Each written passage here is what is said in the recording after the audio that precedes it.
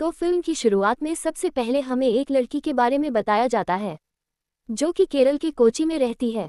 उस लड़की का नाम सुरेखा है। सुरेखा एक एजुकेटेड लड़की है और घर वालों ने भी उसे हर एक तरह की छूट देकर रखी है।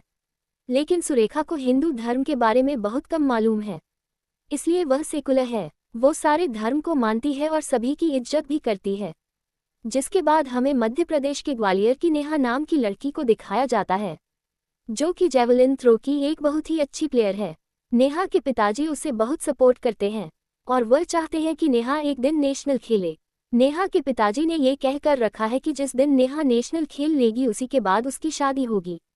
नेहा भी पूरी तरह से आज़ाद है, उसके सारे फैसले उसके खुद के होते हैं। जिसके बाद राजस्थान के जोधपुर की दिव्या को दिखाया जाता है जो कि एक कंटेंट क्रिएटर है। दिव्या को इंस्टाग्राम पर रील्स बनाने का बहुत शौक है और घरवालों ने भी परमिशन दे रखी है। दिव्या को डांस करना बहुत पसंद है और घरवालों ने ये कह कर रखा है कि वह ग्लैमरस वाली रील ना बनाए। जिस दिन उसने ग्लैमरस वाली रील बनाई उस दिन उसका मोबाइल छीन लिया जाएगा। और दिव्या सिर्फ 16 साल की है। यहाँ हमें एक बात और मालूम चलती है कि दिव्या का एक बॉयफ्रेंड भी है जिसका नाम रशीद है। रशीद यहाँ दिव्या से बहुत प्यार करता है और दिव्या भी रशीद को बहुत प्यार करती है। लेकिन रशीद साथ में ये भी कहता है कि अगर तुम्हें फेमस होना है तो तुम्हें सांस्कृतिक डांस को छोड़ना होगा और अपनी रील्स में ग्लैमरस का तड़का लगाना होगा।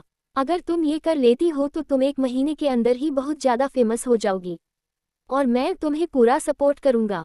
जिसके बाद हम देखते हैं नेहा को। नेहा भी राजू नाम के लड़के से प्यार करती है और राजू चाहता है कि नेहा उससे जल्द से जल्द शादी कर ले। लेकिन नेहा यहाँ पर राजू को समझाती है कि जब तक वह जेवलिन थ्रो में नेशनल नहीं खेल लेती तब तक वह शादी नहीं कर सकती है। यहाँ राजू बताता है कि शादी के बाद भी तुम अपना खेल जारी रखना और मैंने तुम्हारे लिए इंडिया के सबसे बेस्ट कोच को हायर कर रखा है। शादी के बाद वही तुम्हें ट्रेनिंग देंगे और वह तुम्हें जरूर नेशनल खिलाएंगे। लेकिन यह ऑफर तभी लागू होगा जब तुम मुझसे शादी कर लोगी। और इसलिए नेहा भी यहाँ राजू की हाँ में हाँ मिलाने लगती है। आगे हम देखते हैं कि सुरेखा भी एक लड़के से प्यार करती है जिसका नाम सलीम है। सलीम की एक शादी हो चुकी है और उसका एक बेटा भी है। लेकिन सलीम ने सुरेखा से यह कह कर रखा है कि वो जल्द से जल्द अपनी वाइफ को तलाक देने वाला है और फिर अपनी पूरी जिंदगी वो तुम्हारे साथ बिताने वाला है।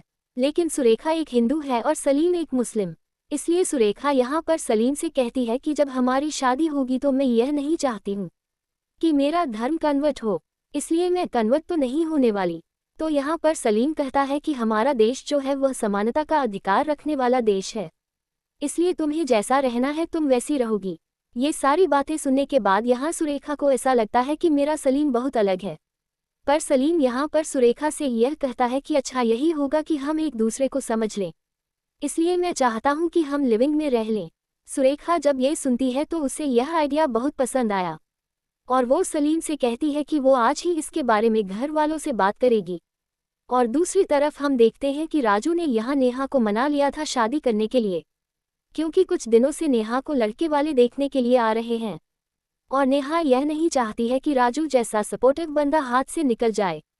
राजू कहता है कि अगर हमने एक बार शादी कर ली और फिर हम घर वालों को बताएंगे, जब हम घर वालों को बताएंगे तो उन्हें एक्सेप्ट करना ही पड़ेगा। तो यहाँ राजू और नेहा एक मंदिर में शादी कर लेते हैं।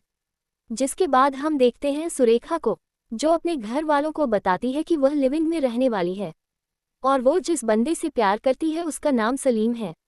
घर वाले यहाँ सुरेखा को समझाने की काफ़ी कोशिश करती है कि यह सब कुछ हमारे धर्म में नहीं होता है, लेकिन सुरेखा कहती है कि हम एजुकेटेड हैं, हम इन सब में नहीं मानते हैं। और रही बात सलीम की तो सलीम बहुत अलग है। अब आगे हम देखते हैं कि दिव्या रशीद के कहने पर ग्लैमरस वाली रील बनाना स्टार्ट कर देती है। पिछली कुछ रील्स उसने अपलोड की है जो कि फुल ग्लैमरस वाली थी और वह बहुत ही ज़्यादा वायरल हुई है, जिस वजह से दिव्या का ग्लैमरस वाली रील में इंटरेस्ट बढ़ता ही जा रहा है। लेकिन घर वालों ने यहाँ दिव्या को काफ़ी बार समझाया है लेकिन दिव्या नहीं मान रही थी। आए दिन दिव्या के घर में झगड़े हो रहे थे। दिव्या को ऐसा लगता है कि उसके घरवाले उसे आज़ादी नहीं देते हैं, इसी वजह से दिव्या को बहुत बुरा लगता है। आगे हम देखते हैं कि नेहा के घर लड़के वाले आते हैं जो कि नेहा को देखने के लिए आए थे, लेकिन उन्हें ये बात नहीं पता है कि नेहा की शादी हो चुकी है। ये बात नेहा के माता पिता को भी नहीं पता है, लेकिन यहाँ नेहा ने अपने घर वालों को बता दिया था कि उसने शादी कर ली है। ये सुनकर नेहा के घर वालों को बहुत बुरा लगता है और अब वो नेहा से कहते हैं कि अब वह इस घर में नहीं रह सकती, उसे हमारे घर से जाना पड़ेगा। वहाँ दिव्या रशीद से मिलती है और दिव्या रशीद को बताती है कि घरवाले उसके ऊपर बहुत जुल्म कर रहे हैं। तो रशीद कहता है कि तू भाग चल, तू मेरे साथ चलेगी तो मैं तुझे पूरी आज़ादी दूंगा, तुझे पूरा सपोर्ट करूंगा और तू वो हर एक तरह की रील बना पाएगी जो तू बनाना चाहती है, और फिर एक दिन तू बहुत ज़्यादा फेमस हो जाएगी। ये सारी बातें सुनने के बाद यहाँ दिव्या को ऐसा लगा कि रशीद बिल्कुल सही कह रहा है, इसलिए दिव्या रशीद के साथ भाग जाती है, जो कि सिर्फ 16 साल की है।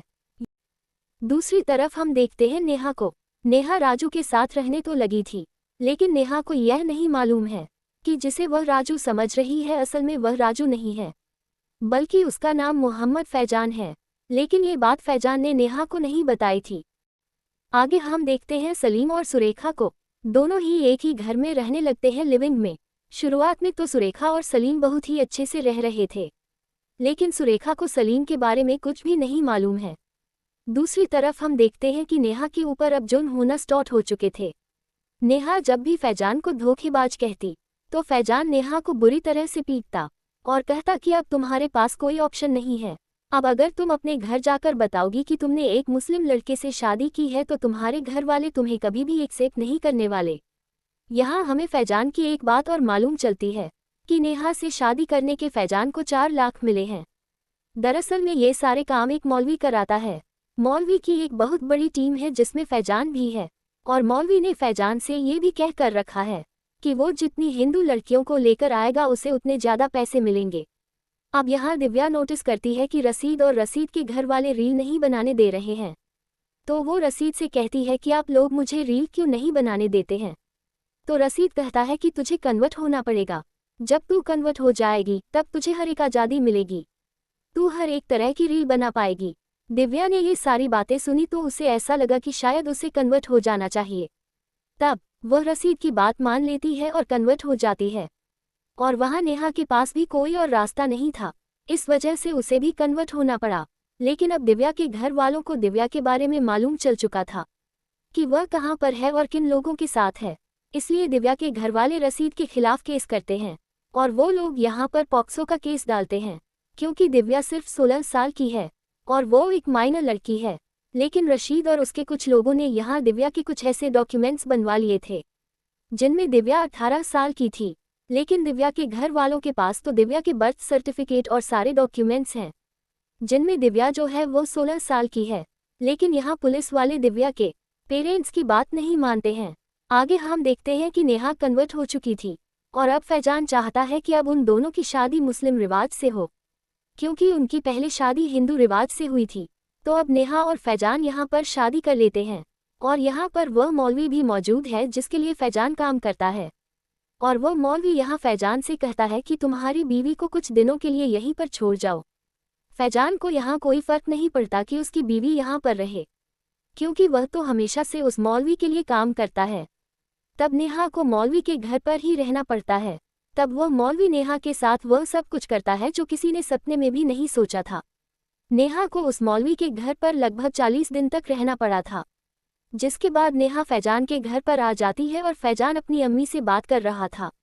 वह कहता है कि नेहा को यहाँ पर लाने के 5 लाख मिले थे, लेकिन अगर किसी ब्राह्मण लड़की को अगर वह लाएगा ना तो उसे 12 लाख मिलेंगे। फैजान की अम्मी कहती है तो फिर इस लड़की का क्या करना है। फैजान कहता है कि इसके साथ वही करो जो कि सभी लोग उसके साथ करना चाहते हैं, पर सबसे पैसे जरूर ले लेना। तो नेहा फैजान के घर पर आ जरूर चुकी थी, लेकिन उसकी हालत बद से बदतर होने वाली थी, क्योंकि हर रोज यहाँ कुछ लोग आते हैं जो कि हर रोज नेहा के साथ गंदी हरकतें कर जाते हैं। नेहा अब धीरे धीरे टूटने लगी थी, वो इन सारी चीज़ों को बर्दाश्त नहीं कर पा रही थी।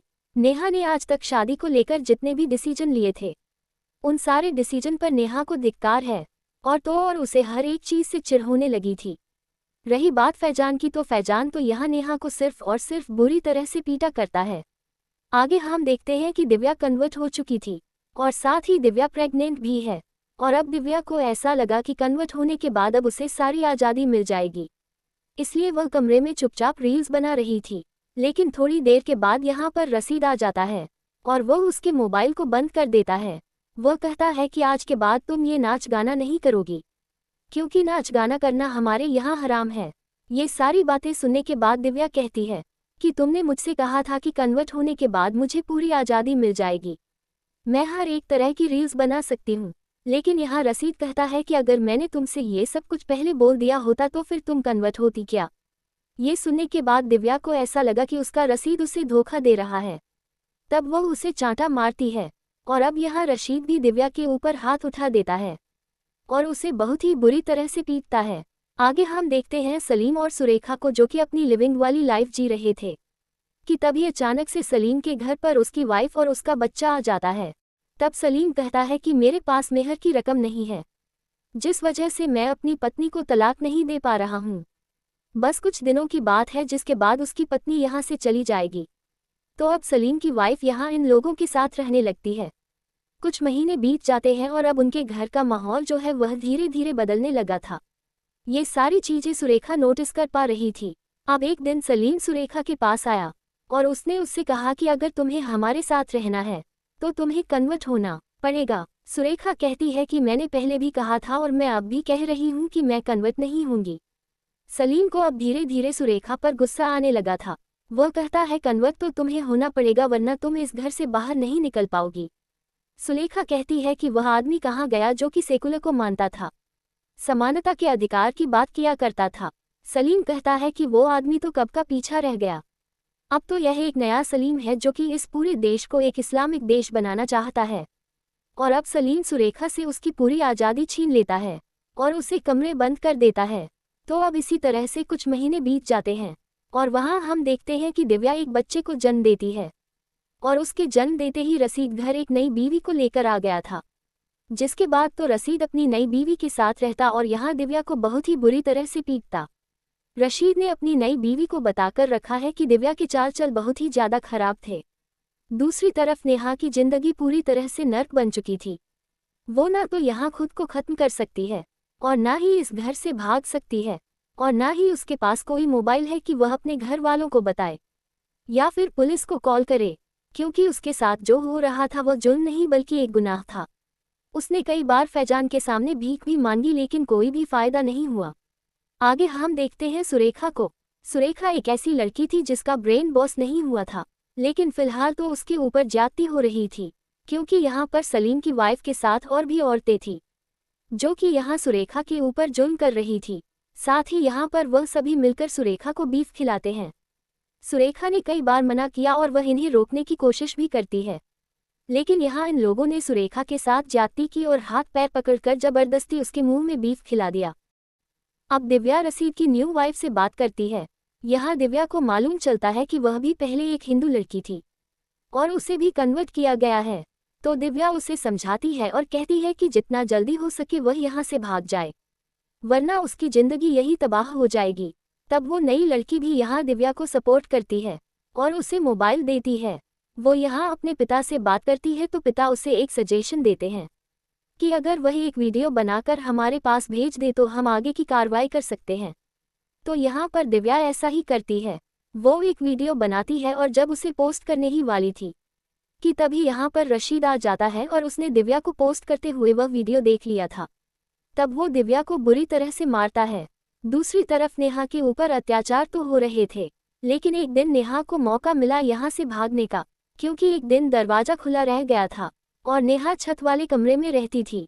वहां से वह चुपचाप बाहर निकली और वह छत से ही कूद गई। उसने ऊंचाई भी नहीं देखी कि कितनी थी, बस उसे तो यहाँ से भागना था।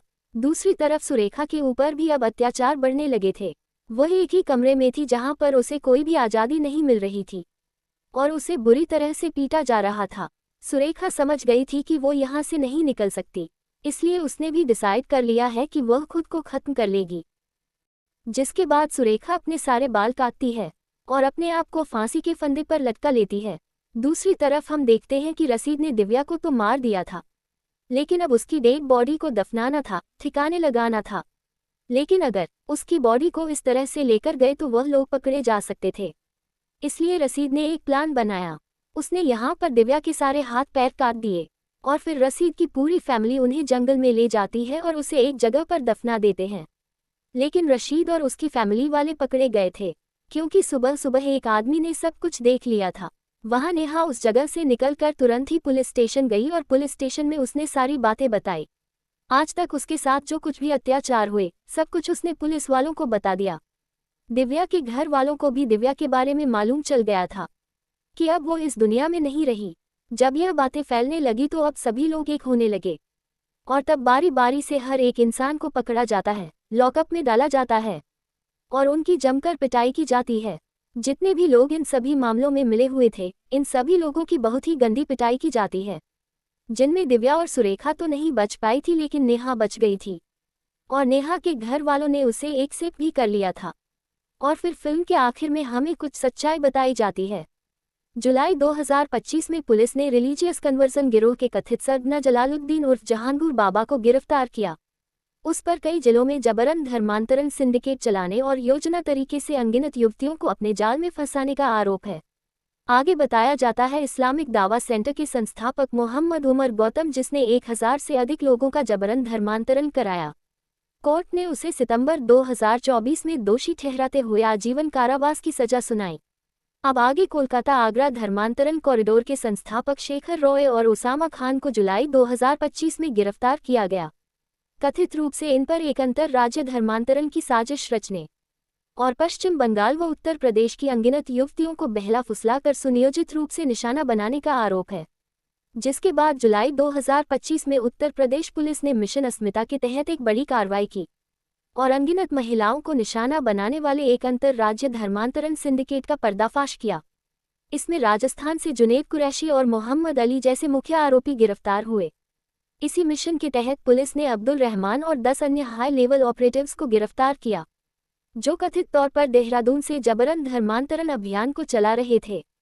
इनके काले कारनामों का खुलासा तब हुआ जब 2 बहनों के लापता होने पर भारी हंगामा मचा। तो दोस्तों, इसी के साथ यह वीडियो यहीं पर समाप्त होता है। उम्मीद करती हूँ आपको यह वीडियो पसंद आए होगी।